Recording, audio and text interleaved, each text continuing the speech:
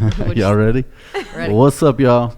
Jonathan Wiseman here, and today we have an amazing guest. We have Jentry Kelley with Jentry Kelley Cosmetics. How are you doing today, Jentry? Doing fantastic. You've pretty much become a local celebrity in here in Houston. Oh, I like that. I paid him to say that. Make me look better. So you're a new mom. You started your business. I read something that said you pretty much started your business out of the trunk. Out of the trunk of my car. That is correct. Trunk Selling of it your car. at Home Depot. And now you're at several hundred products online. Yeah, we have about 250 SKUs in the brand. Wow. Oh my God. And now we're actually carrying other brands inside of my salon. All right, cool. Well, Jentry Kelley, thanks for coming on the show. How are you doing today? Thanks for having me. Yay. I got my lovely wife here, Miss Laura Wiseman, Right. who's going to help me get through this podcast. And she's going to know a lot more about the makeup side of things. And so I wanted to have her here on the show today to get through this. But I want to start with where Jentry Kelley Cosmetics started. If you can give us a little details on the backstory of your business, your journey, and how you got started, where the ideas came from. 3333 Westland, that's where I started. Slinging makeup out of the trunk of my car at the Home Depot, literally. Wow. I had been a makeup artist when I started for about 11 years professionally, about maybe 14, 16 years since my very first makeup class. And I worked for Neiman Marcus, and during the recession, I was able to run positive numbers on the team that I built at Laura Mercier. So I said, why am I making them millions of dollars when I can make myself millions of dollars? So I had kind of played with the idea of starting a makeup line, maybe 3 or 4 years prior to that. And it just was too expensive. And I was like, you know what, I can't really do this. I knew it was going to cost millions of dollars to do it. So I guess I left Neiman's in January 2011. I was overworking retail. They gave me a hard time about, taking off for my sister's wedding and my best friend's wedding. They said, well, she should have planned her wedding around our free gift time.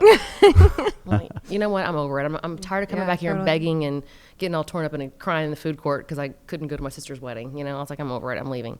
So I launched my wedding website and booked $3,000 worth of work the first day. And I was like, okay, there's something to this. I had to turn down weddings because I had to work every Saturday at Neiman's. So now I was able to make in one day what I made in a whole week standing on my feet at a department store. Sure. So along the way, customers started saying, well, are you not at Neiman's anymore? How am I supposed to pick out new colors? And I was like, I'll just come to your house, $200. I'll come to your house. I'll dig through your drawers, show you what to buy. I'll bring my kit that had like Chanel and Laura Mercier and Bobbi Brown. And then I'll go to the store for you, buy it, and bring it to you. So just like a personalized wardrobing of makeup instead of clothes. A makeup stylist. Exactly. Yeah. And so someone along the way said to me, why don't you have your own makeup line? I was like, it's too expensive. And he's like, well, how much is it? And I was like, I don't know, a lot of money. I looked into it. It's going to be millions of dollars for me to do it. And he goes, well, how do all these other little makeup artists do it? I mean, they don't have millions of dollars. And I said, I don't know. He goes, well, let's just Google it. So we Googled it. And the very first thing that came up was the place where I knew Bobbi Brown had started, which is the woman I worked for 8 years at Neiman's. And so I said, okay, let's call him. So I called him and I said, I want to start a makeup line. Just like every motherfucker that calls 15 times a day. Right. And she said, well, we're going to be in Soho doing an open house if you want to come talk to us. I was living in some rat hole, shithole apartment off of Timmins. They tore it down. It's not even there anymore. Cars on blocks. When I came home, it was like ghetto, Yeah. I'm trying to save all my money. I was doing freelance makeup artistry and going to people's homes. I didn't have like a steady paying job and didn't have any money saved up. I was literally down to like $2,000 in my account. And so a friend and I went to New York, and I've spent all my money on the last minute plane ticket and a hotel room. And I said, you know what? If I work as hard for myself as I did for Neiman's, I'll make myself millions of dollars instead of making them millions of dollars. I can do this. Sure. So I started the line. I spent like 8-9 hours there.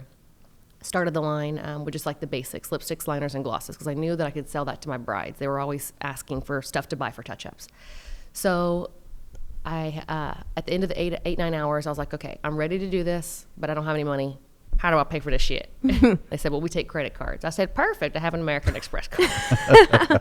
So I had always worked really, really hard at my credit, even though I never had a lot of money. I always researched how to have a really good credit score. Sure. Always paying more than the minimum and never carrying more than a 50% balance. And they just kept raising my limit. This is during the recession, why we got in the spot we were in America, because they gave someone like me a $35,000 limit on my credit card. And I maxed that bitch out.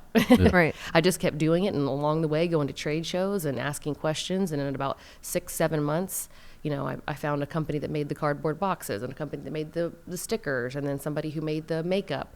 I started private label, which I'm sure you guys probably know what private label. Every industry has it. That was the cheapest way for me to get into it.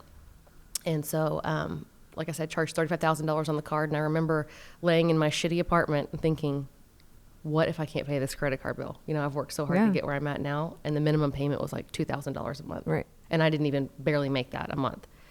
And I said, you know, I just got to wing it. I got on Facebook and started promoting this little launch party, and 200 people showed up, and I sold $10,000 in makeup. This is of like lipsticks, liners, glosses, and a few other things, brushes that I was selling. Right. And for every 2 lipstick that I sold, I would purchase 2 more. So for the first year was all about building my inventory because I knew Absolutely. I was Reinvesting. I reinvested everything. I would buy a lipstick, buy 2 lipsticks, research ways to grow the company and learn more, whatever I could do to try to differentiate myself. And posting about, my before and afters and doing home parties for free. If you got together 6 of your friends, then I would come teach a lesson for free, and then they would buy all my stuff.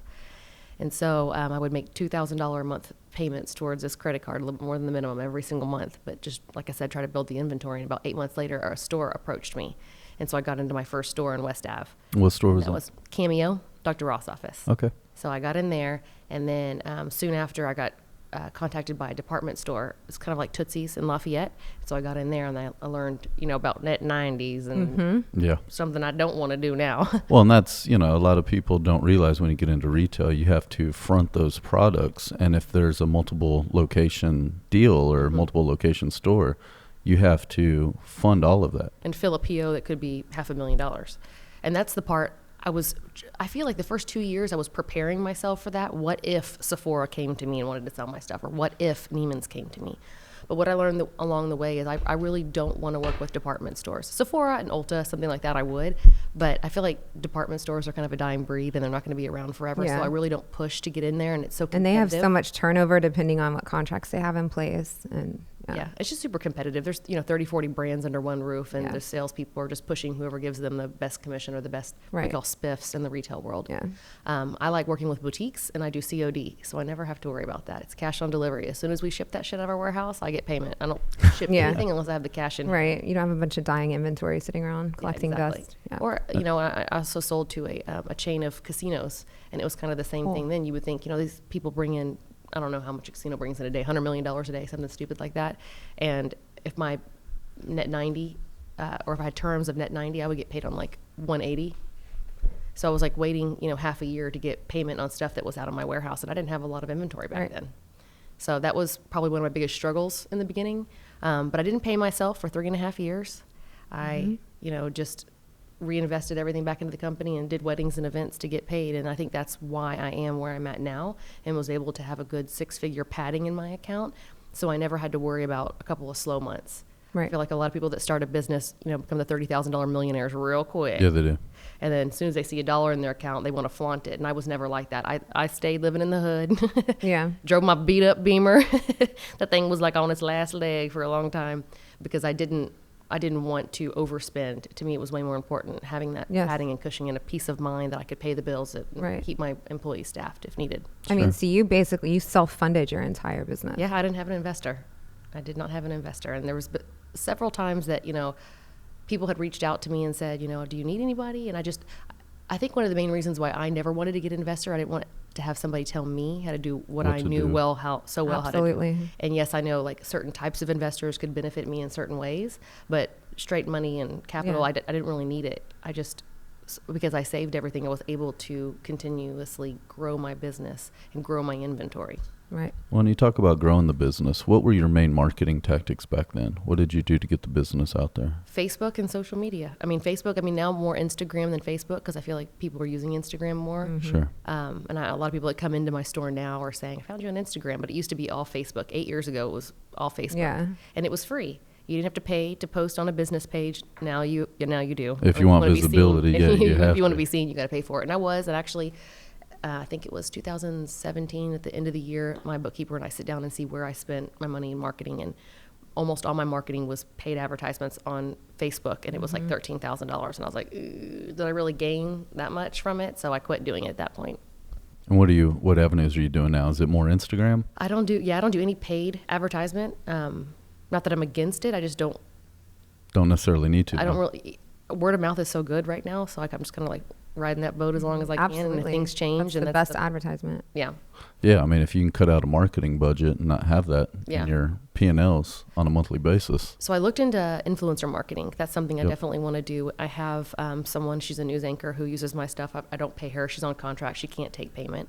But she interviewed me for my book, and she has like a beauty blog on YouTube. It has a lot of followers, and now we're shipping international orders every week. People all over the U.S. are using my stuff, and she just openly talks about my brand because she likes to use it. Right. And when she talks about a product, She it's genuinely like, supports boom, it. 100 orders on the website. So I know it works, just finding the right person to work with. Absolutely. And the people that I have worked with, I haven't seen any return. So it's like, how do you know if they're fake, if they have fake followers? Yeah. You know? Well, Yeah. and there's so many of them out there to do. We did a lot of influencer marketing on Mm-hmm. Instagram and other social media outlets. And that's what they all do. They all share each other's pages. They all pay to get followers. And you never really know. You know, they'll have 1.5 million followers and they'll have 3 likes on a post. But you can pay people to do that too. I Yeah. took a You- class with somebody you because I can. was curious. I was like, how do people pay for followers? I was honestly curious about it. Yeah, search it on So Google. I went and met with a guy. That's what he does for a living. And he showed me all the ways to do it. I never actually did it. I considered it many times because I was like, you know, how do I get to 100,000? How did some of these makeup artists have so many followers? You know, I know my content wasn't that amazing and I wasn't following the, you know, making everything match and look good like, you know, Yeah. the 18-year-olds can do because I'm old as shit and I don't know how to do all that. So he showed me how to do it. And there's websites you can just plug in and you can pay for likes. You can pay for followers and you can Pay for comments. content. So it can be makeup related and say, oh my God, I love that lip color. And you can have people, it can look so real, but you know, you're not getting any No return on your ROI. investment on that. Yeah. So for me, I was like, you know what, maybe this will be better if I give a coupon code because then I can track it and I can follow what is coming in from that person. Right. And this girl who had so many followers, I gave her the coupon code and like one person bought on my website from it. And so I was like, did they not like the product or are these real followers, you know? Correct.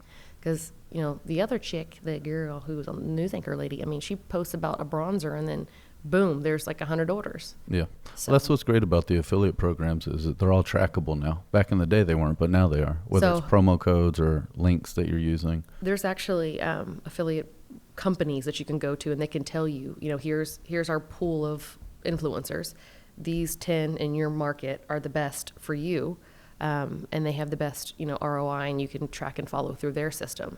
So I considered doing that, but it's just a lot of upfront investment and I haven't actually gone. It's very confusing and it's hard and you got to reprogram the back end of your website and you got to have them as a middleman in another company. It just gets to be too messy. It's not as easy as it should be. I feel What type of investment were they telling you is going to cost to get up and running? Every company was different. The shitty one was like $5,000 Just to get started. just to get started. Yeah. And then you have to do a certain amount per month.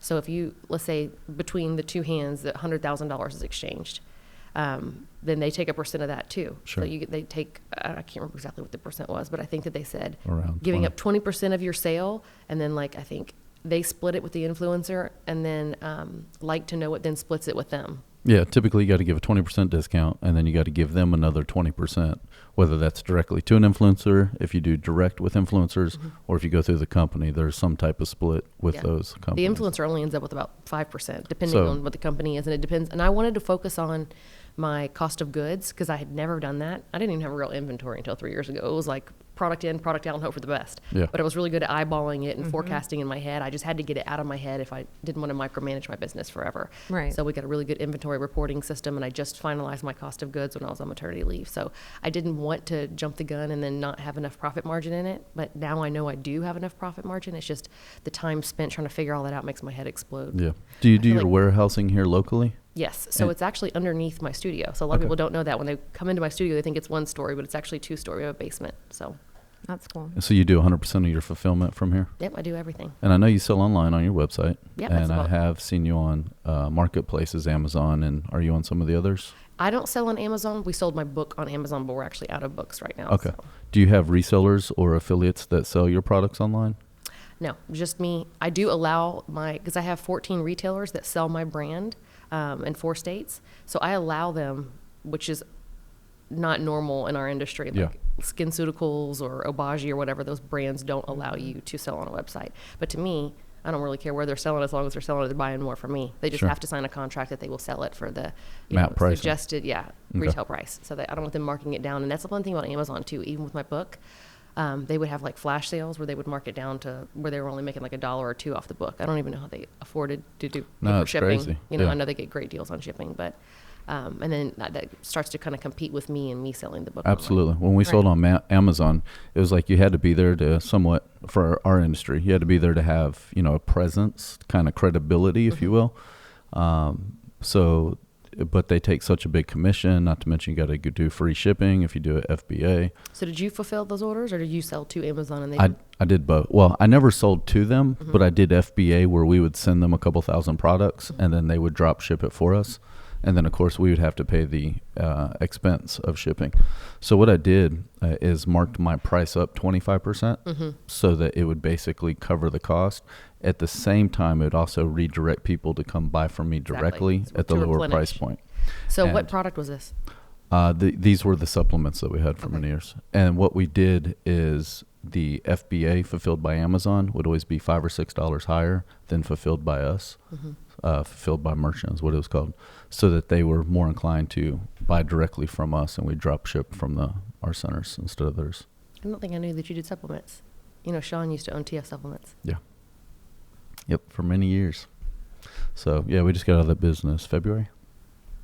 Now, that's a hard business to be in. Very, very competitive. Yeah, it is. And with Amazon, it's putting a lot of these smaller shops out of business because they... It is. It's a catch-22. You have to be on there if you want to get credibility.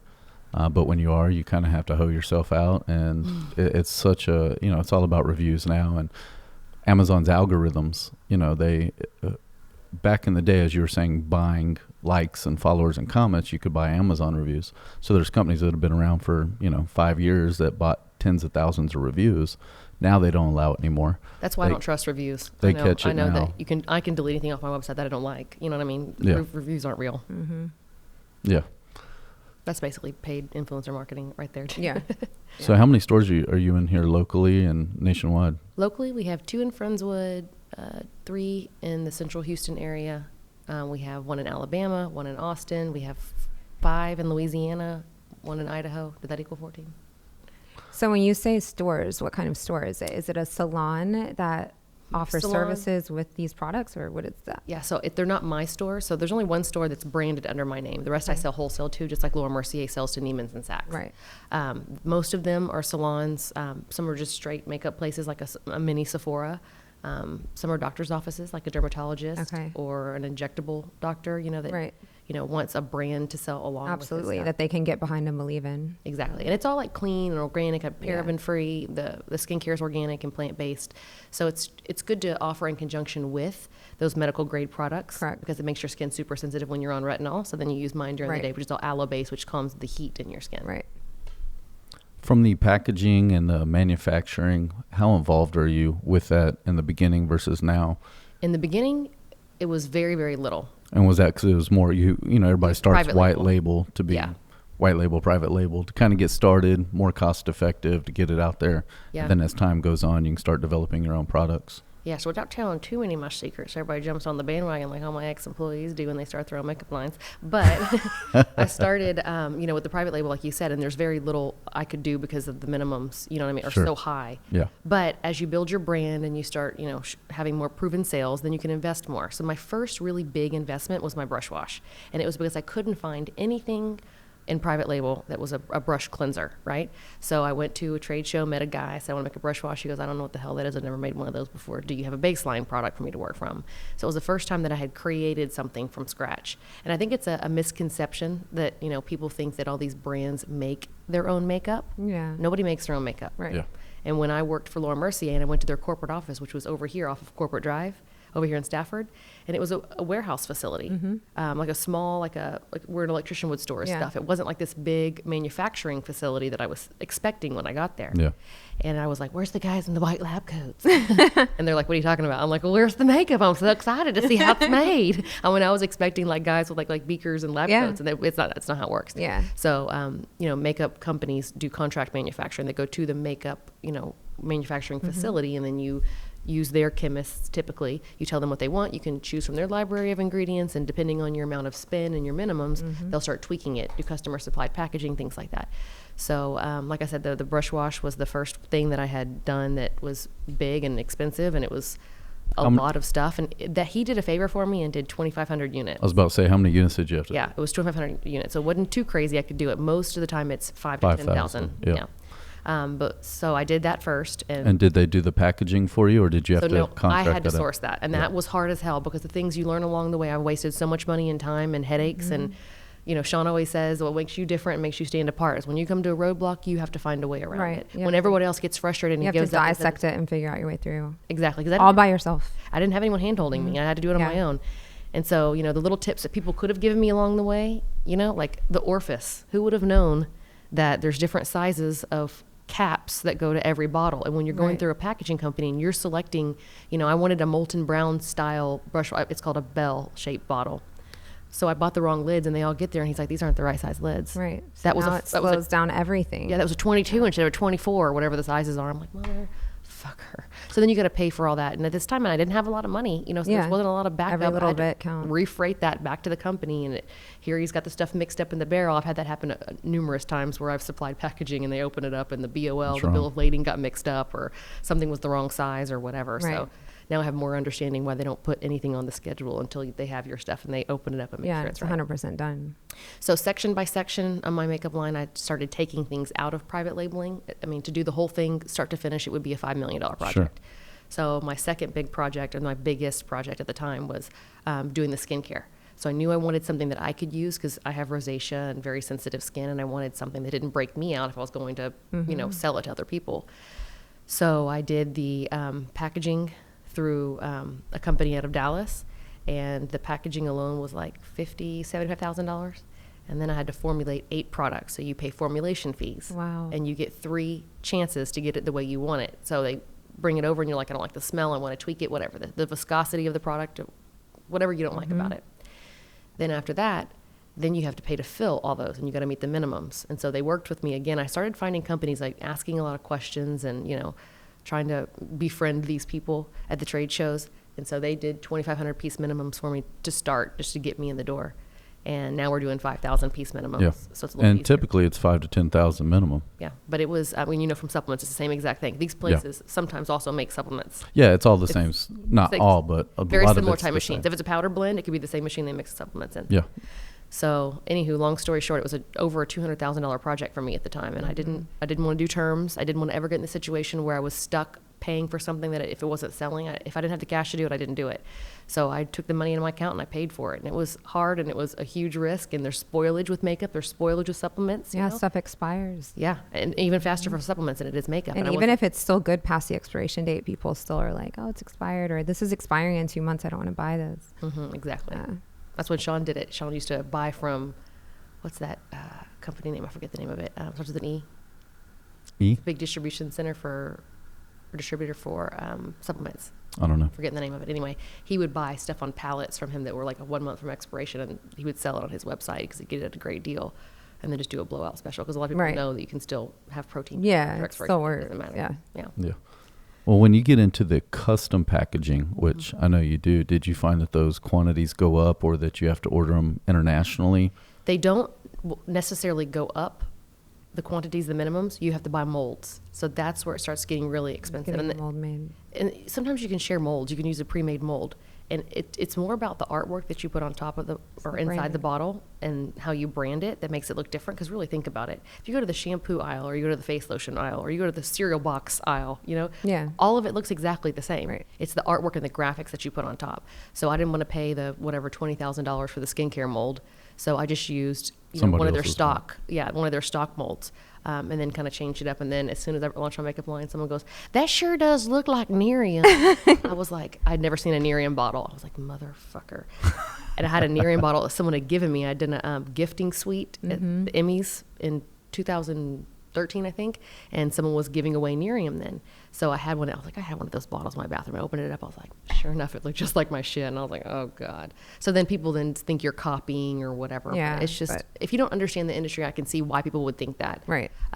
But anyway, so the color was just like a few Pantone shades off, and it was a little bit different size, but it looked exactly the same. But, you run into those things along the way, or people who copy you, and it is what it is. Yeah. If you're not paying to differentiate, then it At happens. the end of the day, it's your branding. Did you have a vision for your branding from the beginning, or did it like evolve as you started? It has evolved. Now, what I thought in the beginning I wanted to go with was the tagline, makeup with a facelift. Now that I look back, I think it's like so cheesy. But what I teach is showing women how to look more lifted and awake, and techniques of how to color match correctly, Right. how to make your eyes look like, you have a tight ponytail on, or you had a facelift. So all of my products were named after plastic surgery techniques. That's so cool. My lipstick my lip glosses were called lip injections, right? And then I had this product that I still sell called Brow Lift. And when you put it under your brow, it makes you look as if you had Botox or brow lift. Right. I've veered away from that, makeup with the facelift tag, but we still teach, kind of the similar techniques of making women look fresh and I awake. think that's a great tagline. Now I look back, it was like That's kind of turquoise. timeless. It was turquoise and in cursive, and I'm like, oh God, what was I thinking? Yeah, but you can see, I mean, you can rebrand it with the same message. Yeah, we still, kind of, go in that direction, just a little different. Now we focus on, this is like a lot of makeup for me because I'm doing this. I dressed up for y'all. But our whole motto is less is more, looking very natural, not looking like you tried too hard. Right. And that's something different than what everybody else offers in the market. I feel like everyone's doing the Instagram makeover. Oh my goodness. And we do so you think different than that. you need 90 minutes to leave the house. It's ridiculous. So That's so unrealistic. Yeah, so we have a routine that's 3 to 5 minutes and 8 steps called Cute and Carpool, which I trademarked. Love that. So, and people still try to steal it. Someone tried to steal it on the news the other day. I messaged that news reporter. I was like, let me tell you, that's trademarked. Or take that shit off your website. That's Cute and Carpool. Yeah, for back to school, I feel like a lot of the makeup artists in town don't realize that it's trademarked. So I quite often try to say that it's trademarked or it's service marked SM, just to kind of be clear. Don't be stealing my shit. That's my idea. Yeah, because that's genius. I had a customer come to me at Neiman's, and she had 3 kids. She's like, I love when you do my makeup for these events, but I'm not doing this shit every day. Show me how to look cute and carpool. I need realistic. I need every day. Yep. You don't want to look homeless. I just show you how to dress it up just a little bit and not look like you tried. Yes. So tell us what's next for the line. What's next? What's coming up soon? I've never really been good at projecting that type of stuff. I feel like, I don't know, maybe I'm just, how you say, I'm scared I'm going to jinx myself. I agree. Yeah. So I don't do a whole lot of planning. I don't, with my team, I don't give them goals. I just give them, partial commission and tell everybody just do your job. Right. Do exactly what I would do to the client because I've perfected the art of selling without selling. Yeah. We educate. Nobody else does that. When you go to the makeup store, they put makeup on you and they say, what do you want to buy? Yeah. We educate. And I feel like if you just stay true to yourself and what you know and what you believe in, and if I can get everyone on my team to, sell and work with their clients the same way I would, no one ever feels pressured to buy anything. And when you're educating someone on how to feel equally as beautiful every single day that they feel when they're there with you in their chair, they'll want to buy everything. And when their friends notice, they're like, damn, you look good. What'd you do? Some Botox? Like, no, I just went to go see Jentry. Right. And I just did a little bit that made me feel better about myself. And then their energy changes and everything changes after that. And it feels good when people notice. You Yeah. know? And that's, I think, it's not that my makeup is, the best thing since sliced bread. You know what I mean? It's really, at the end of the day, a lot of this stuff is made at the same place. It's how you market it. It's how you package it. It's how you That's a lot of it. brand yourself, and how you, if you educate your clients. I always tell my girls that they're not, when we're training, if the customer is not holding the mirror in their hand, I'll say, is that customer going to buy that brow pencil you're using on it right now? She's Right. like, I don't know. I'm like, she's not holding the mirror, so I can tell you right now she's not going to buy it. Right. So I just make sure that, they're educating the entire time that they're working. And that makes What us was different. like the evolution? Because I'm similar. I started a business kind of on my own. And then as you have to add people to your team and you need the business to expand, you don't have a choice but to get team members and bring people on. So like, did you have like an evolution of your culture, so to speak? Well, do you mean like as far as like hiring them and what comes first, the chicken or the egg? Is that the Well, direction yeah, you like when mean, you or- interview someone and they're going to come onto the team and they're going to represent your brand. Oh, and that, okay. So I tell people now, I've learned in the interviewing process, I have to be very clear from the beginning. Yeah. Because I know how I am. I'm hard-headed. I was a know-it-all. I still am a know-it-all, but I was really bad in my early 20s. And when I went to go work at Bobbi Brown, I had come from MAC. I mean, I was doing like drag queen makeup, and then I went to go work for one of the most she's natural about makeup natural, lines. yeah. And so I looked at the test screen and I'm like, every motherfucking thing is brown. Yeah. I went to the Every shade of brown you can imagine. you got light brown, dark brown, sparkly brown, chocolate chip color brown. And I was Brown like, brown. I can't. Is that why she's called Bobbi Bobbi Brown? Yeah. And so I went to the manager. I was like, I can't work here. I'm sorry. You have to put me in Versace. And she's like, Versace's about to like go away. Right. She's like, you're not going to have a job. And plus you have to stay for 90 days. You can't just jump to another line. I was like, oh, hell no. So then I went to the training and I was like, oh my God, it's just the stuff I never knew how to do. So they were so big on educating their artists to relay their brand. And there were some things I didn't agree with. Right. And then at the end of the day, they would say, until your name is on this makeup, you have to do it her way. You're relaying her message. You're not Bobbi Brown. And I was like, well, maybe I should put my name on something, you know? Yeah. So I just took all the favorite things that I learned from all the different brands that I worked for and compiled something on my own. And the things that I felt like never made sense, like shimmer and bronzer. Why would you want to add shimmer and highlight in something you're trying to shadow and contour? Right. I was a painter first, and if it doesn't make sense, if I'm painting on a canvas, I don't do it with makeup. Right. And I think people appreciate that. But when you're looking at numbers, things with shimmer sell better. Right. So all these CEOs don't give a shit. I think females gravitate. In general, you like sparkly things. I mean, they're pretty. So when you're looking at it in the container, that's why you have to educate them that what's in the container isn't what's going to look best on your face. That's exactly what I tell people. At the end of the day, I'm not worried about the numbers because I know that if we educate and we tell them why, they'll buy it. Yeah. So, things like that, I just kind of, tweaked and made it my own. But I tell people during the interview process, if you are going to have a hard time breaking away from what you've always known, like can't teach a old dog new tricks kind of thing, then this is not going to work for you. Yeah. Because if you get easily bored and you want the artistry side of it, we're not the place for you. Right. If you want to educate women and you want to be a teacher and you want to make people feel really great about themselves and empower them to do their own makeup every single day, the same way you would, they're going to buy everything you put on them. Right. So you're really hands-on with everyone on your team because they've got to understand the makeup is one thing and then skincare is a completely different beast. So they have to understand the ingredients, why they're there, how they operate on the skin and how they do what they do. Yeah, we're not like Sephora or Clinique, and I know how it was because I worked there, or they throw you in there and they go, okay, just put some pretty lipstick on people. Right. There's no education. There's very little education. Oh, for sure. So yeah, we're totally different than that. We make them follow. One girl had to follow for 4 months. Because she didn't have shadow exactly, follow and watch because every single skin tone is different, every single eye color, face shape, you do different things, you tweak things, and I usually don't give people without experience a chance because it took me 7 years not to suck at doing makeup, and I can't teach somebody in a day what it took me 7 years to learn. I was fucking terrible for a really long time. I can't even look at my best friend's wedding photo. I'm like, please take that off your wall. Yeah, I mean that's how everybody is in any industry, but that's what I'm a real big advocate of. You're paying someone for their experience, not necessarily for the service, because you can get a service almost anywhere. So if someone's paying you for your makeup or your makeup services, it's the experience that there is coming along with that that's so important.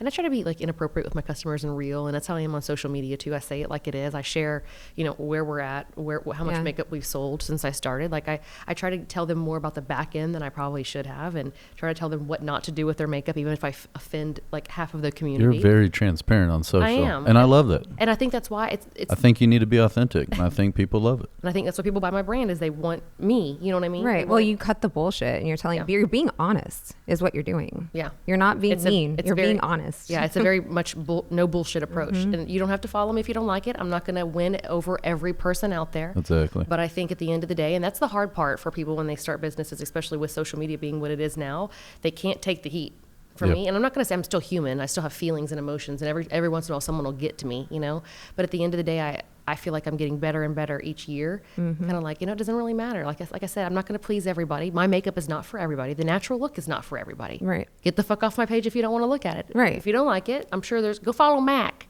Yeah. And if you don't like me cussing, then go follow Joel Osteen. I don't know what else to tell you. Like, it is what it is. Professionalism has never been in my vocabulary. Well, and a lot of people try to build their business or their marketing approach to cater to what other people think or what other people are following or trending or what have you. And I don't do that. People say, well, what's trending on the runway? I'm like, I don't give a shit. Yeah. I'm going to do what looks best on you. Right. Not exactly. Staying authentic, Yeah, I think, the is what runway wins is the the runway. long-term customers. Yeah, not the new Vogue. The runway magazine. is trending, and trending is not what. Yeah, and when I used to do runway makeup, I did that for several years. I don't really do it so much anymore because I don't really get a lot of benefit out of it. They want you to pay to do it instead of getting paid.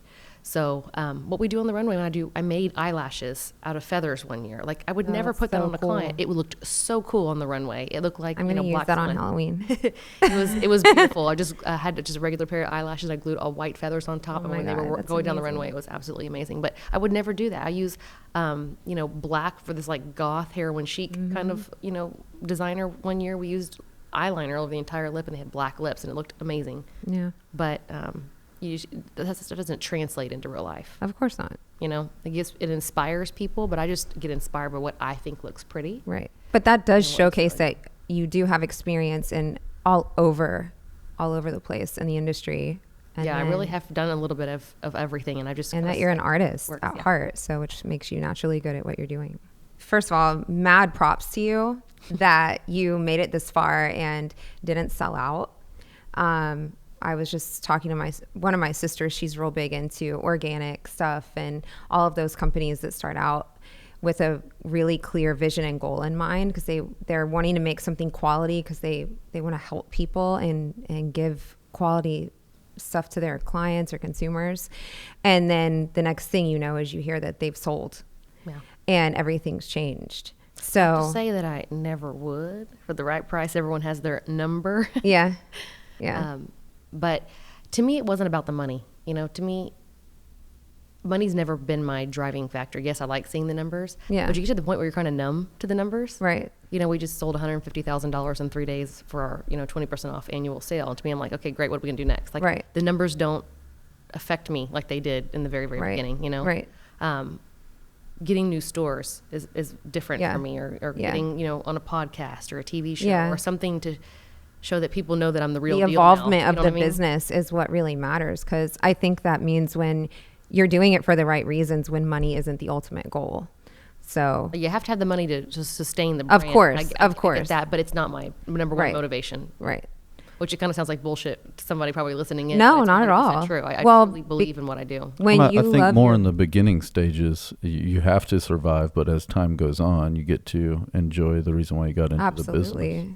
What really makes me excited and kind of like at that pitter patter is when someone goes, "You ain't gonna believe this. I was in New York and I saw a girl putting on your lipstick." Or, oh my God. Recently I went to a restaurant. That gives me chills. There was a girl like in the bathroom, and I, looking in there, I have no makeup on. It was right after the baby. It was one of our first date nights out. I look like I look like a battered wife. Right. Is what I look understand. Like. I'm looking in the mirror and I'm looking over next to this lady and she's putting on her lipstick in the mirror. And I'm like, look at her. She's taking the effort, and look at me is what I was really thinking. I wasn't even looking at what she was But it was using. one of your products. And she looked over at me and she goes, "Is it weird that I'm putting on your makeup next to you?" And it's like little moments like that. That's what I really love and enjoy. Yeah. The universe is giving you those little boosts of. Yeah. Or when someone says, they were out of town or not even in the Houston area, and they're like, "Your brand really is blowing up. I saw a girl on the plane putting on your makeup," so or whatever. cool. Like that feels really, really good to me. I really feel like all of the hard times were worth it. And that's one thing that I wanted to ask, kind of not just from female to female, but from entrepreneur to entrepreneur. I know from everything I've done over the years, regardless of what it is that your business consists of, when you own your own business and you're getting started, just from hearing what you've told us so far, I know that throughout that entire timeline, there were pieces of your life in there somewhere that you had to have been like, what the fuck am I doing? Like, is this going to work? Like, did you ever get scared ever? I remember when I first started, I started to kind of touch on this earlier when I was in that shitty apartment, and I had $35,000 on my credit card. I remember laying in bed and like, I got to start taking sleeping pills. I couldn't sleep. Yeah. I was so nervous I wasn't going to be able to pay back that loan. So I think that was the first like anxiety ridden type feelings that I would have would be at night. Everything would start circling through my head, like what if? But I really just kept saying to myself, if I could make, $2 million a year at Laura Mercier, if I could guide my team in selling that much in makeup, why can't I do that for myself? Right. I can do the same things but tweak it and make it better. So it has to work. Right. If I put as much effort into it as I did working for the other brands. And then along the way, it was trying to get out of private labeling. It was such a struggle for me, and trying to make that jump and that risk. As we all know, it's about taking risks, but making that risk that could make or break me. Right. Spending $200,000 on a skincare brand that maybe nobody would like. Right. Or learning that the viscosity of my undressed lotion doesn't work in a pump bottle, and nobody knew that until I got 2,500 pieces in and had to throw it away because it wouldn't pump through the bottle. Oh my God. So it's things like that really brings you down, and especially when you don't have a lot to bounce back on. Like now I'm more comfortable. Something doesn't work out, I just move on to the next thing. But back then it was like all in. You can't just scrap it, because that means you're losing all of that money or But it's so funny how as soon as I sold it for $3.99, nobody gave a shit. They didn't pump anymore. As soon as you put it on sale, they're like, I'll take 10. Like, weren't you the same bitch that was just complaining about how you're never going to buy my shit again? Whatever. And then also you have difficult clients. It's hard to deal with that, you know, and people online, the haters are going to hate. You know, you have people saying, why are you doing your eyebrows like that? That's 1990s. That's so stupid. That's so old school. Well, I'm an old bitch. That's how I do it. You know what I mean? So it's stuff like that. Now I have a different attitude towards it, but it used to really, really hurt my feelings when people would like make a personal jab at me, or the lady who said something about my bottle looking like Nerium and what do you copy it? And I'm like, no, I'm not fucking copying it, but you don't understand private label, so I understand why you think that, you know? Yeah. I mean, you really, truly, when you start a business, you have to do what you believe in and have faith in yourself and not give a shit what anybody else You have to have blinders on, and don't you feel like you get a lot more tough? Like when you think to who you were, and I don't know how long you've been an entrepreneur, but you think of who you were 5 years ago and who you were 10 years ago. I was a completely different pushover. Person. Yeah. I was a total pushover. I 100% agree. I really did worry about what other people thought about the way I looked or whatever. Now I don't give two shits. Right. You know, I got my Spanx on. And you know what you need to keep your business running, because without the business in place and the numbers in place, you don't have the company and you won't be able to supply the product to anybody. So it's a big, huge cycle, and you're responsible for all of it. But I do think, you know, having Sean in my life was, you know, he has zero emotion when it comes to business. Like, he's just emotionless. And you guys have been together since the very beginning? 11 years we've been together off and on. Okay. When I first started the line, we were not together, but he did always inspire me to do something. So when I was working for Neiman's, he would say, why don't you start your own line? And I was like, it's too expensive. And then one day when I was at work, he had called any makeup brand that he could think of, he Googled it and called. He's like, it's the same 1-800 number. That's I called it like 10 times because Estee Lauder apparently owns everything. Correct. Because he was trying to get me to start a website where I sold different show brands. you options. Yeah, and you can't do that. You have to have like a brick and mortar, and there's more to it than that. So he did learn. He's like, okay, well, you're right. You can't do that, you know. But he's like, you need to have something that you sell that's a replenishment item that people keep coming back for, that you can sell online. Right. The residual income. Yeah, he goes, you can't, you know, like Kirby vacuums, you have to sell the vacuum bags that go with it. You know what I mean? Right. Otherwise, your brand can't sustain itself if it's a one-time buy. Yeah. And it has to be something that you're obsessed with, that you could do 40, 50, 60, 80 hours a week and never get tired of. Right. And he's like, and that's makeup for you. I truly enjoy the makeup. Well, like and your base highlighter that you use 365 days a year, sometimes twice a day, that's something that if you make it right, people are going to buy it over and over and over again for the rest of their life, versus a purple glittery eyeshadow that you use once a year for New Year's Eve. That's not like... And that's how I train my girls too. So it's more about the selling techniques. If a customer only has $100 to spend, right? Right. Are you going to sell her an eyeshadow, the purple glittery eyeshadow that you used on her, or are you going to sell her the foundation? Right. You always push for products that are replenishment items. Yeah. Right. So that's foundation, concealer, powder, bronzer, and skincare. Right. Because they'll keep coming back every 90 days. I don't care who you are, how old you are. When you find the one that works, you will. I mean, how many times I still remember my mom? There's a lip gloss she used forever, and they quit making it, and it was like the end of the world. Well, I've heard you have a end of the world moment a couple times when they'd quit carrying something that you'd use, or you couldn't find it. Or they changed the formula. And that's also like the biggest frustration I feel like with customers and cosmetic companies.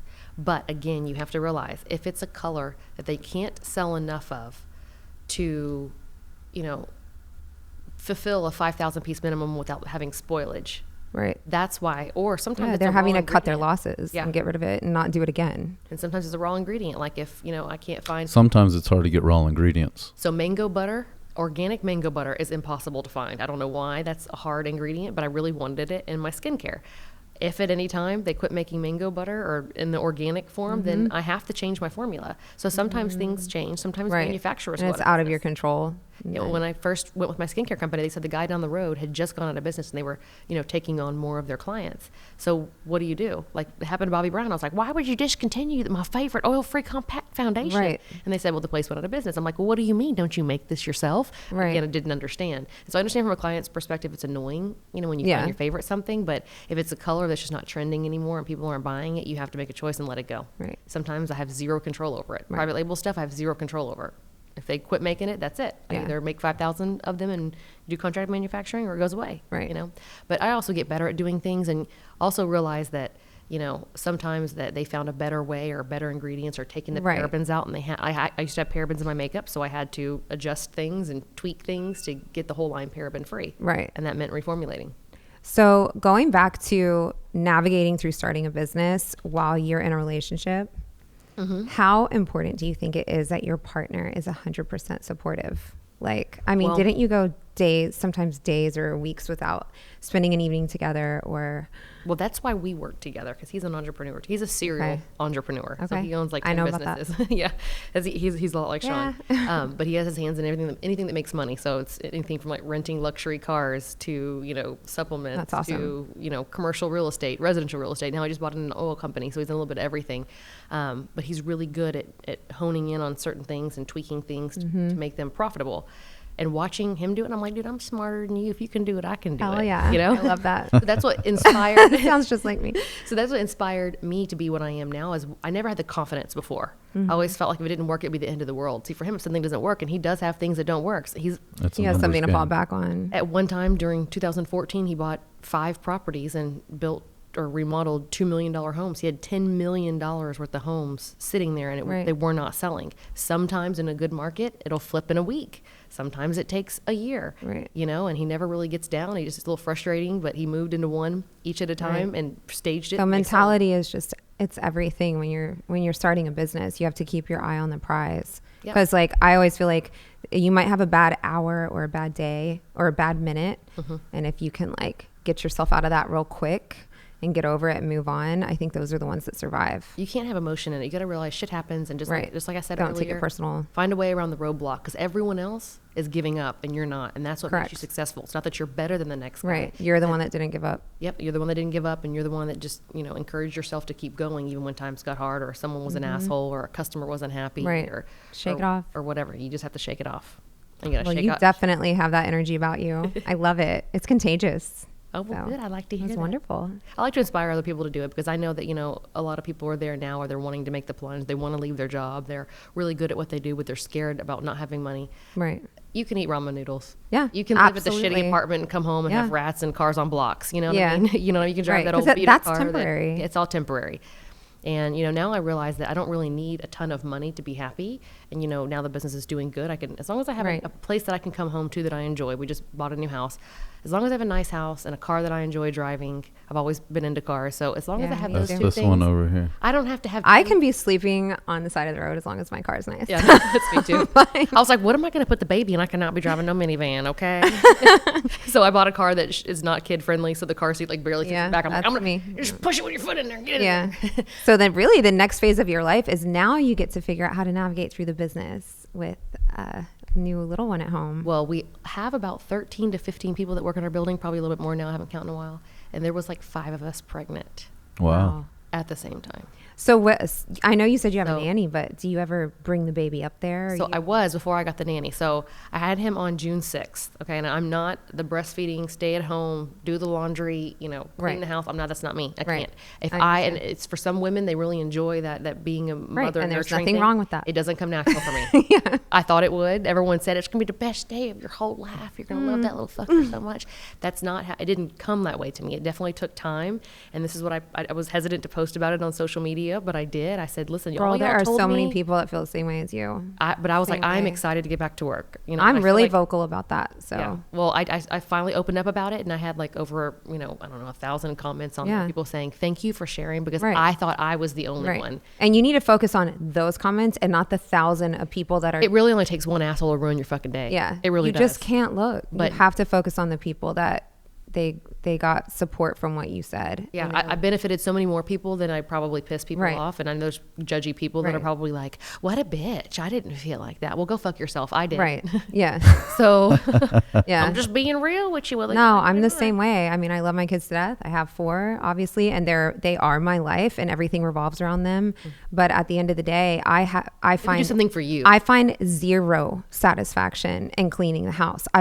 I love using my brain. I love running a team and a business and making money. Yes. And that's what I look like. My assistant and I joke around. She sends me gifts about like with nerds in them and stuff. Cause I'm actually so excited about what we need to work on today on the business. It's not that I have to, it's that I get to and I want to. And I love my kids too, but the 1950s era of when a woman was supposed to be satisfied with all of that is so like gone now. I was thinking about that yesterday. Actually, I was headed to the gym with my friend's 12-year-old, and she was we're coming back, and she was like, so we want to, they live in Louisiana and they want to move to Houston. So she's like, we're trying to find a house with a two-lane driveway. But where you live, they're all one lane. And so I'm giving her a history lesson. Yeah. My house was built in 1930 in that part of town. Like the women, of course, back then didn't work, right? Right. If they even had a car, there was only one car per household. Right. The women literally stayed at home all day long with the baby. You didn't leave. And if it was hot, you couldn't walk to the store. You were really confined to your home the entire day. And she's just like, huh, what? Yeah. I mean, that was a whole other world for her, I love you know? And so I told her, I was like, they didn't need more than, a one car or it's a 2-car garage, a 1-car driveway. And she was just kind of like, so they just stayed at home all day long and never left? And I said, yeah, you were the caretaker, the child, and you didn't work, and you cared for the home. And again, just like you said, I don't get satisfaction out of that. No. And there's nothing wrong with that. Yeah, and I do love my baby. I feel like when I say that, I just sound like a cold-hearted bitch. It doesn't mean I you do don't love your baby, child. Holding my baby, Yeah. like feeding my baby, and I love my baby. But at the end of the day, like I crave creation. Yes. And just because you give birth to a child doesn't mean that you have to stop that. Exactly. So, and that's how I feel too. So yeah, that's same awesome. Same person. Yeah. What would be the number one advice that you'd give somebody trying to get into this industry? Going back to experience, there have been people, even customers of mine, that wanted to start their own makeup line. I feel like you have to, if you haven't been there and been behind the scenes to really understand what it's all about and the shuffle that it takes to get to where I've gotten so far, I think it's good to go work for somebody else and kind of learn from them, maybe getting a job on the retail side and then maybe getting a job behind the scenes. I didn't think I was going to end up being a logistics manager, but that's exactly what I am. I'm working with truck drivers all day, trying to, get my stuff from point A to point B, packaging. It takes about 5 companies to make each product. So I only have like 3 brain cells left. I had to put spray on hair to hide all the grays that I got from doing all this. I hear you. But it's a lot harder than people think. People say, oh, your job is so fun. And yeah, doing makeup is fun. But I worked, 15, 20 hours a day and traveled one city to the next for a long time out of the trunk of my car with no days off. I still don't really take a whole lot of days off now that I have the baby. I'm trying to take more because, that's what life's all about. And I feel like I can't work forever. I'll have nothing to show for it at the end when I'm, in the nursing home and someone's changing my diapers. I want to be there for my family and my kids and enjoy what I worked so hard for, but I've also built a really good team that I trust that can help me take care of it. So I'm not doing everything myself. Well, that's amazing. But I don't think I would be where I'm at now, if I didn't, I agree. do it all myself and micromanage in the very beginning. Yeah. So now I can be really good at training my team. And I'm like, listen, I've made every mistake out there. Here's my mistakes. Don't do it this way because this is what's going to happen, For sure. Well, tell everybody where they can find Jentry Kelley Cosmetics. Our website, so it's hard to spell, so it's JENTRYKELLEY.